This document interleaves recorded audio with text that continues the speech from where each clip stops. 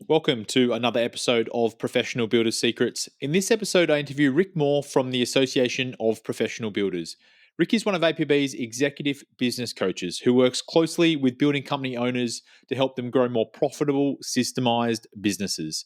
In this episode, we explore what coaching really is and why so many builders hesitate to engage a coach. Rick also shares what makes a great coaching relationship, the kind of mindset that leads to success in a coaching relationship, and how having a coach can completely change the way you plan for the future of your business. This episode of Professional Builders Secrets is brought to you by Apparatus Contractor Services. Apparatus provides full scope, end to end QuickBooks Precision Construction Accounting and CFO services for residential builders. If you feel like you can't completely trust your weekly and monthly financial reports, or you feel like you're flying blind, Apparatus will rebuild and operate your QuickBooks accounting system and give you precision construction accounting capability you can trust. Learn more at apparatusteam.com or on the APB Rewards Partner Directory. All athletes have a coach. Even the most successful athletes in the world have a coach. And so it stands to reason, and the most important or the most successful business people often talk about the coaching that they've had. I would say coaching is an investment of time and money that's going to provide a return on the investment. And that return is in increased profits. It's also in increased time to enjoy life outside the business. Everything that we're working on needs to be tracked. So if we don't track it, we're losing all the valuable data. So accountability is everything. We can't hide from the numbers. We know our builders are great builders. We don't expect them to be great accountants. All the answers to running a successful business are out there, and they've been out there for decades. It's the questions that we don't know. And that's where coaching helps you.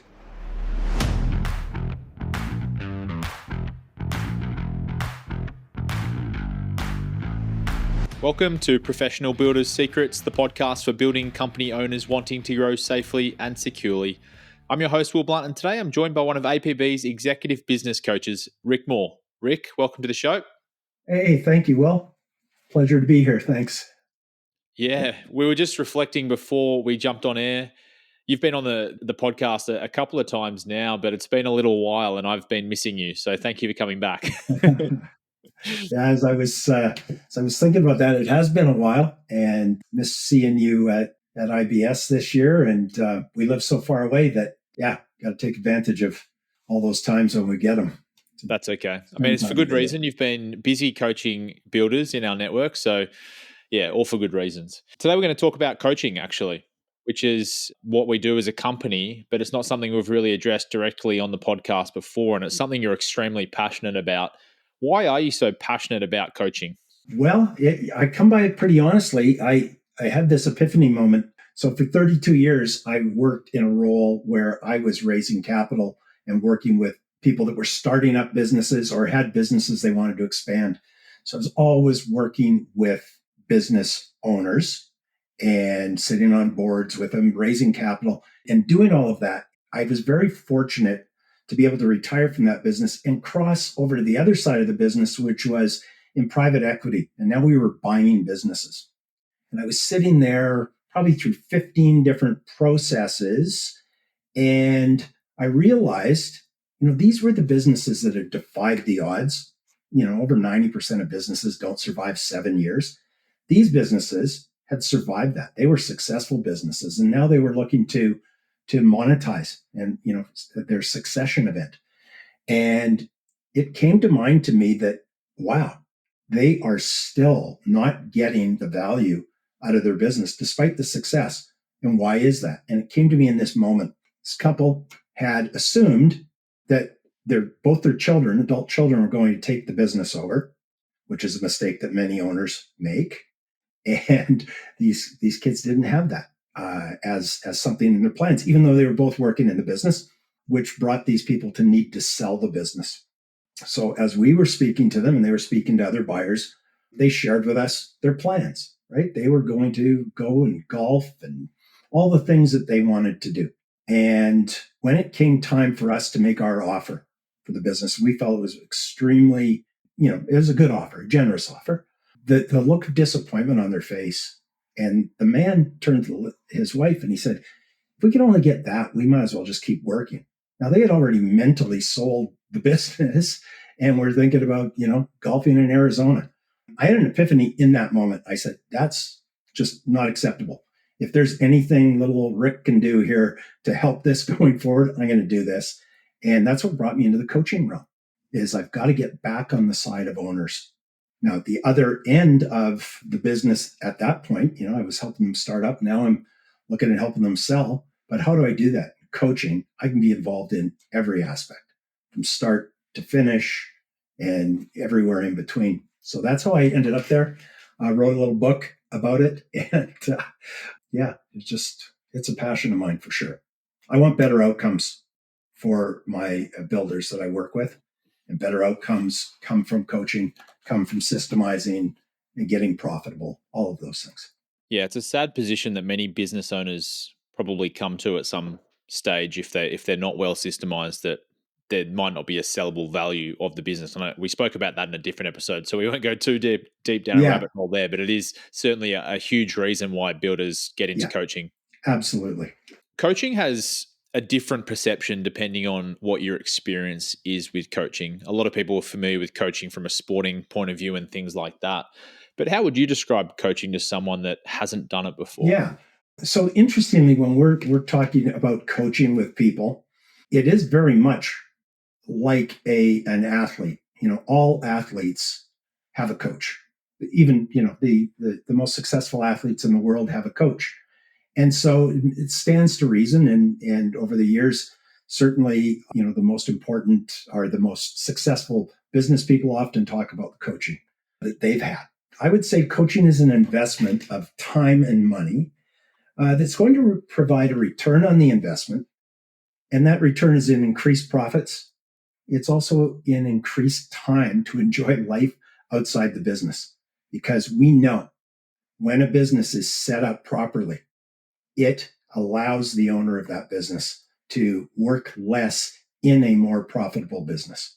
So we also know that the investment and our goal is to get that investment to pay for itself within the first 12 months and continue making you money as long as you own the business after that. So spending less time working, more time enjoying family, doing the things you love to do is really what coaching is about. And you got to think about it as being a collaborative relationship between you and the coach. My role, I help set the plan, I define the work that needs to be done, and the work that needs to be done and the changes that need to be made in the business in the order that they should happen. Okay. And then I would hold the client accountable for making those changes and provide that guidance and encouragement along the way. It's a pretty close relationship that you have, very valuable. There are certainly long-term coaching relationships that go on because people just find that, hey, I've fixed those initial things, but there's a lot more for me to do. There's a lot more that I could really have or I can accomplish that I can lean on my coach for to help me do. From a more physical point of view, what does it actually look like to be working with a coach? You mentioned the coach will set the plan or collaboratively set the plan with the business owner, and then you're holding them account at that point. So it's on the owner to therefore take action and implement the things that you've discussed. But what kind of conversations are you having? Like, how does that work? Yeah. So we start every coaching relationship with, we work on a strategy session and then ultimately that ends up in a coaching relationship. And the first thing we do is really build out a plan, a 3-year plan, 1-year targets, and then every 90 days, we're setting new targets. So the coaching relationship, from that, we've defined what are the most important things that we're working on. We call them rocks. What are the most important rocks that we're working on every 90 days? What are the weaknesses in the business that matter in the order that they matter that we're going to tackle and fix? First things that we do is we set up a series of easy to implement and understand financial, I'd call it a financial dashboard, where we can track everything that we're doing. That's really important. Everything that we're working on needs to be tracked. And we work together monthly on the next steps. What are the next steps between our meetings that we need to take accountability for making happen? And we communicate in between.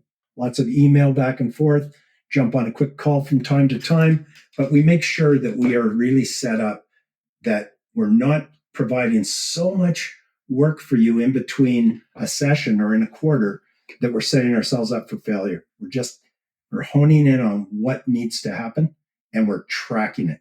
Because if we don't track it, then we're losing all the valuable data. There's so much valuable data that we can use by tracking and watching numbers. And we work with that builder to be able to, in his KPI workbook that we work on, he's got the tools in there that on a daily basis are telling the story of the business. We make sure that there's a great understanding of those and how to make decisions in the business before something becomes a problem. We can identify, hey, let's course correct here. Let's do something. I imagine that tracking component is a big part of the accountability piece, because once it's down, the numbers are there, you can't avoid them. Yep. So accountability is everything. We can't hide in the numbers, right? We can't hide from the numbers. And there's actually a large number of people that initially come to us. That's one of the reasons I don't know my numbers, right? I can't make sense of the numbers. And, I just say, hey, calm down. That's common, and let's work through it. And, Russ and Sky have done a tremendous job of creating tools that are easy to use. They might initially look at them and think this might be a bit complicated. They're not. They're easy to use. We stay on top of them. The accountability is keeping up to speed with those numbers. But again, they're just the simple numbers that tell the story of the business, so that you're not having to climb through your financial statements just trying to figure out what your next move is. And we know our builders are great builders. We don't expect them to be great accountants or great marketing experts, or, we want to make sure that they've got the tools and the understanding to implement these things and still be able to deliver, the beautiful projects that they deliver. How does that conversation go if I commit to do something in a coaching session and then I turn up at the next coaching session and I haven't done that thing? How do you handle that? Yeah. So we start every coaching session. We always want to talk about a win. What was your win? Let's get started on a good path. And then any stucks. And that should be where, well, yeah, I didn't get that done. Okay, well, tell me why. Tell me about that. What got in the way? And so it's really just about, there is accountability. If you didn't get it done, why did it not get done? And there could be a very valid reason for it to not get done. And that's fine. We'll figure it out, right? We'll deal with what needs to be dealt with. However, I think that the difficult conversation comes if that gets repeated, even a second time. We've got to get a recommitment to this. Remind why you chose to do this in the first place. And let's get a time set in your calendar for you to get these things done. And when you do that, when you actually say, okay, I'm going to work on my APB, the things that I do with APB, I'm going to work on them at a set time on this day. And it's non-negotiable. Just getting into that pattern starts to build on itself and gets the builder way more focused and able to spend more time working on those things. The things that move the needle in the business are the things that the leader, the owner of the business, needs to have control of those things. And if you're not making the time for those, then business is going to probably operate in the same frustrating way it was operating before you came into coaching. So let's always circle back to why you're here, and let's make sure it's a priority and gets done. All those great benefits you spoke about, creating an asset that's sellable, getting more time back in your personal life, going on holidays, spending time with family, knowing your numbers, and just feeling confident in the company that you're running. I would hazard a guess there's not a single building company owner out there that doesn't want those things or some form of those things. So why do you think some business owners and building company owners are hesitant to get into a coaching Yeah, relationship? great question. So the common excuses that we get, no time, no money, and maybe the belief that change is going to happen by just doing the things that they're currently doing. In other words, it's a resistance to change, right? We have a resistance bias as humans that unless we have a truly compelling reason, we just keep doing the same things. And we also know that doing the same things and that you're doing is and hoping they change is, like hope's not a strategy. And so you need to take the time to, or they need to come to a realization that, hey, this hasn't been working. There's a reason I'm feeling the way I am, and understand that change is necessary. So, and as I said, the common excuses that come up are, well, I don't have time for that. Well, we know that coaching actually allows you more time. It'll make you more efficient. So we know that. The no money aspect is, it's a big one, right? But we got to get them thinking of it as an investment. It is an investment that you will get a return on. It's not a cost. And if it is, if you're in coaching and you're not getting a return on it, then I get that. You're working with the wrong coach. But it really is an investment. And there are a lot of things that people are probably spending money on in their business currently that are not giving them a return that they could easily do away with and replace that with an investment in coaching. So think of it this way. Nobody wakes up one day saying, I want a business coach. What they really wake up wanting is a better business. And if I could use the analogy about, nobody wakes up in the morning and says, oh, I really want to go buy a drill. What they really want is the hole that the drill's going to provide for them. And if you think the coach in the way that, the coach is the drill, it's going to provide that better business to you. So it's a really, it's a good way to think about it, right? Because I get it. I'm not on everybody's desired list when they wake up during the day. But if people could use the information that's available out there now and actually implement it, then they wouldn't need a coach. But the reality is you've got a busy business. It's complicated. And a coach is that accountability person, that person that can really put it into, put things in the right order, put things, give you the right perspective. And it takes discipline and accountability. Running a business isn't easy. So that's, I think, the biggest reason. All the answers to running a successful business are out there, and they've been out there for decades, right? Books and all sorts of things. They're out there, right? So the answers are there. But if you think about it this way, it's the questions that we don't know. And what are the questions in the right order? And that's where coaching helps you. It helps you take a look at your business and decide what needs to happen, when it needs to happen, in what order. And you got to ask the right questions to get the answers. So I think that, I don't know, hopefully that isn't too complicated, but that's kind of the way I think about it. Yeah, 100%. As a former business owner myself, Rick, I think one huge benefit that you haven't touched on of coaching is just having an external party that can think about your business strategically, and because you can really get a narrow channel of thinking when you're running a business. And to your point earlier, Yeah. I think you mentioned you do the same thing over and over again. It's not like you're trying to do that. It's just human nature for that to happen. Yeah. The idea that we are going to change anything by doing the same things, it's just not going to happen. Again, it's kind of hoping, well, you know, I think it's the right thing to do, so it's going to eventually work. Well, there's a different way of looking at it, and coaching is that extra set of eyes that can look at things in an entirely different way. A lot of my coaching sessions start off with a lot of frustration from the builder when I say, how'd your week go? What are your wins? What are you stuck on? And it's often just things that they just need to get out of their head, right? They're so frustrated by it, and they're not allowing themselves to free think. And so when they get a chance to articulate that and then have somebody that can kind of point them in the right direction, they're such talented people that I work with, but they have the same Problems that we all have as humans, right?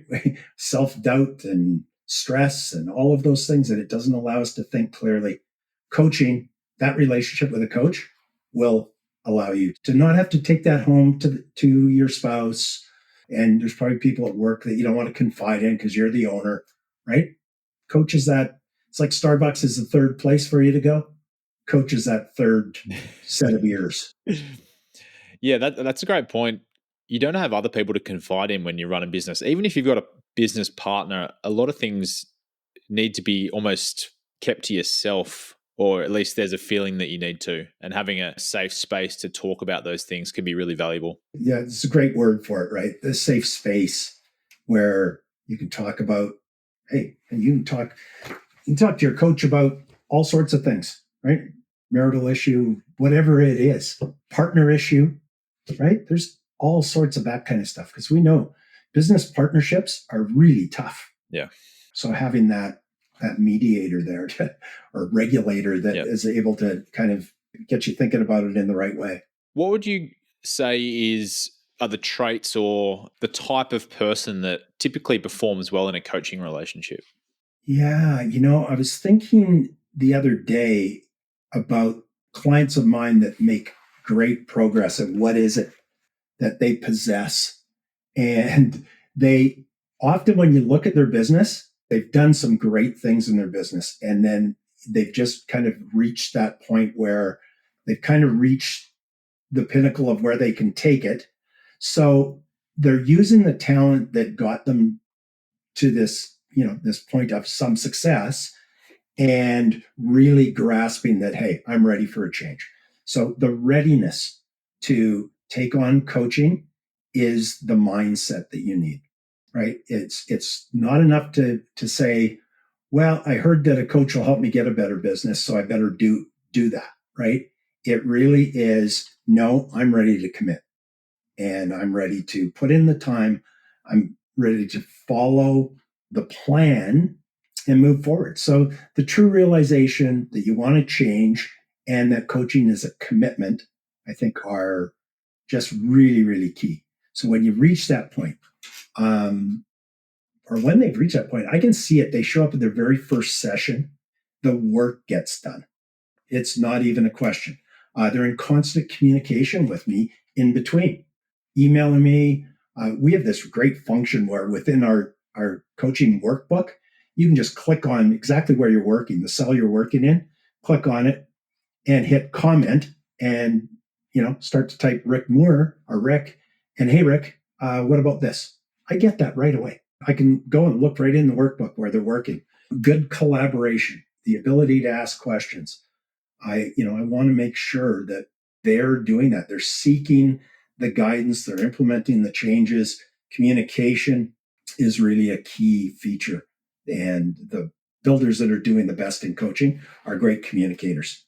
They're looking to the future and they're kind of understanding, hey, I want to create an asset here that I can pass on to my kids or I can sell. And they realize probably too that what the business they currently have is too dependent on them. I call that the owner's trap. That, being in an owner's trap, realizing that is great because there's very little value to anybody that might want to be taking over your business. If you are the key asset in the business, you need to be there for it to operate. So those are just some realizations that I think if people come to those conclusions and really want to change. It sounds like what you're saying is if someone comes into the relationship thinking this is a fix that will solve my problems, it's not the right mindset. The mindset is this is support that will allow me to solve my own problems. And they lean into that and they commit to it and they give it everything they've got, basically. Yeah, absolutely. Well said. The idea is that the coaching is the support, the accountability, the push that you need, but we know that nobody can come in and do it for you. You need to commit that, hey, I'm going to do all I can and I'm going to have this great support. I'm going to have all of these assets that are available through the APB to make these changes in my business. When they do that, the ultimate goal is level 10 builder in our 10 levels of coaching is to have that business can operate profitably, consistently, is systemized, has processes without you needing to be there. What does that mean? Well, you got a business that somebody would buy, number one. It's a saleable business, whether you want to sell it or not. And it's a business, the key, could run when you're not there. You can go play golf or surf or whatever you want to do, spend time with kids, grandkids. It gives you choice. To me, that's just brilliant. I want to create better outcomes for the builders I work with. To me, that's better outcome. How do you see people that are in coaching relationships with you succeed in the longer term? Because I think that first coaching session, if they've just joined coaching, that's going to be the most motivated they'll ever be about making change in their business. I would imagine they're like, okay, I've just invested in this. I'm going to give it everything Yeah. I've got. Let's communicate as much as possible. That fire could potentially wither at different times when life gets busy. They've got big projects going on, all that kind of stuff. So how do you maintain that fire ongoing? Well, accountability is that word we've used a lot. If I do my job really well, eventually they don't need me anymore.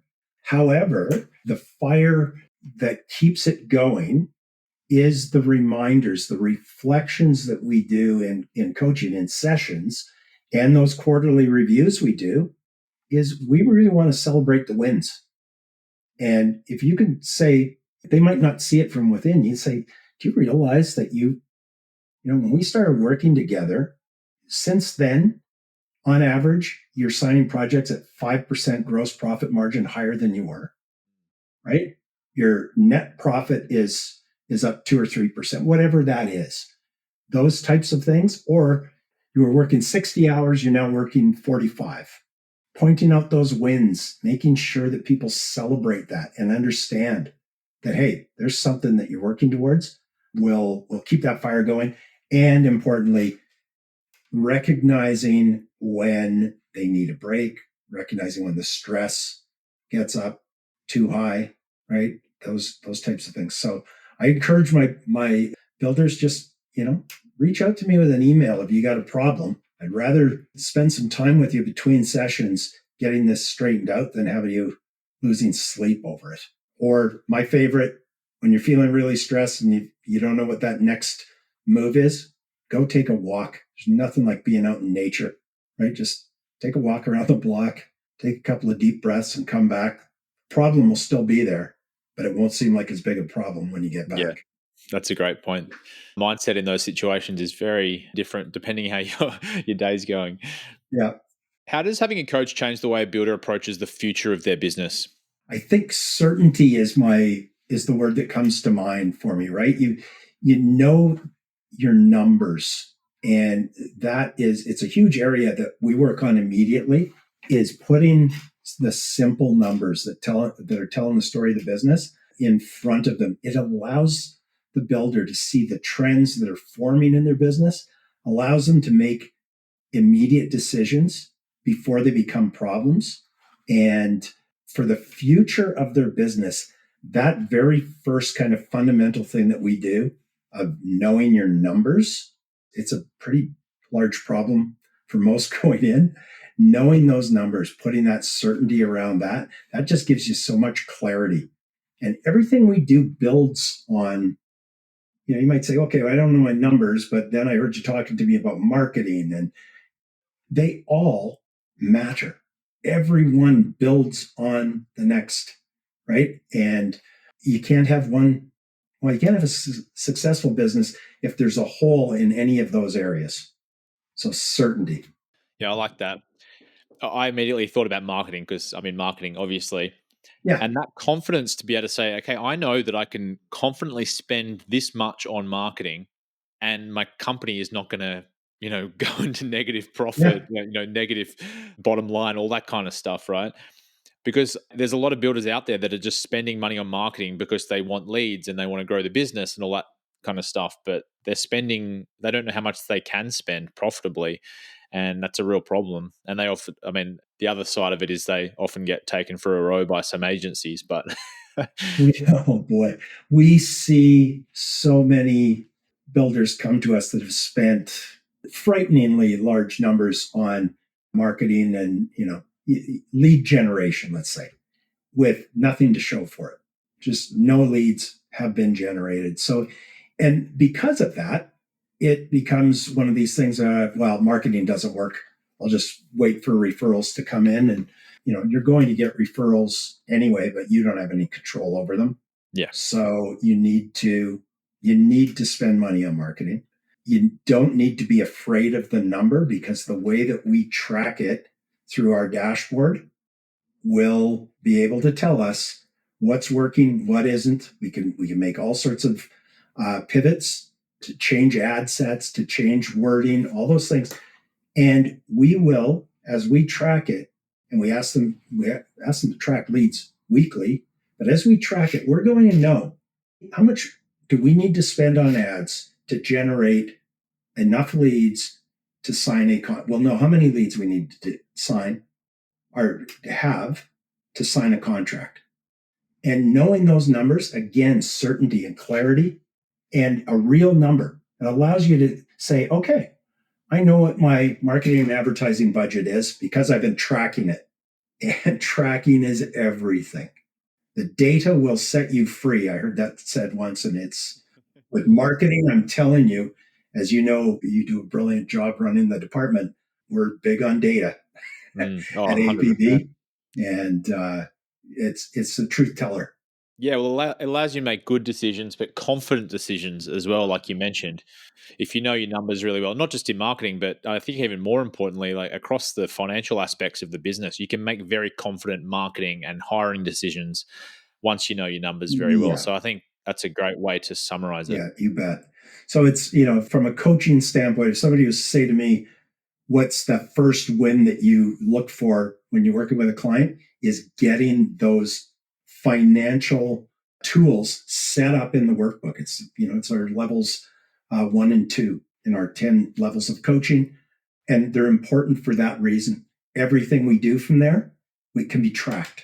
That just changes everything. Great. Well, Rick, thanks so much for coming on the podcast today. Any final thoughts or tips you wanted to share with the listeners today?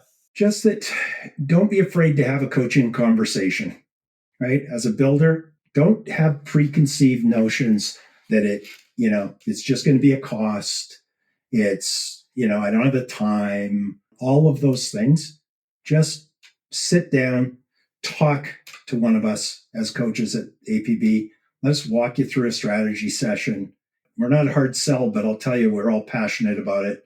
And I know that we make sense when we can look at your business, and we can make a lot of sense about what you've got and how it can be better. Great. Well, Rick, thanks so much for sharing your passion for coaching and all the reasons that coaching is such an important thing for business owners and builders to help themselves grow personally and professionally. So I appreciate you Yeah, coming on my today. my pleasure, Will. Thank you. A big thank you to our listeners as well, wherever you are in the world. If you like the show today, please subscribe to Professional Builders Secrets on your platform of choice. And if you're feeling generous, leave us a review. But until next time, have a great day.